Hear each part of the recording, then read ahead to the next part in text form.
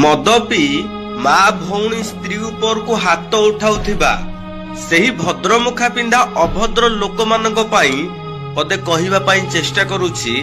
भूल ठीक विचार करिवे। कमेंट माध्यम रे आपण मानकर मतामत मध्य निश्चय जणाइबे। मद पिउथिबा लोक केवल मद पी न थाए भाई, से मार सुख, स्त्रीर शांति, भौणीर हस खुशी, पिला मानकर स्वप्न, बापा मांकर आदरर प्रतिष्ठा सबु किछि गोटे ढोकरे पी देई थाए। दिन सारा जेउ मनीष परिश्रम करी पैसा रोजगार करी परिवार को खुशी रे रखिबा पई भाबुथिला, किछि क्षण करे सामान्य मद टिकक पई परिवार मध्यरे अशांति खेली जाए।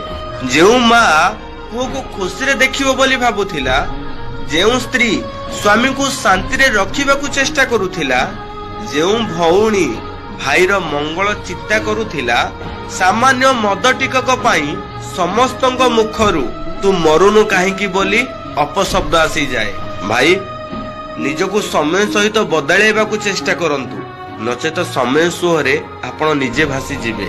जोठी आपण को छी छी करा जाउची सेठी आपणकर जीवनर मूल्य किछि नाही। तो छी पदठु अपशब्द ए संसार रे कौनसी अपशब्द नाही।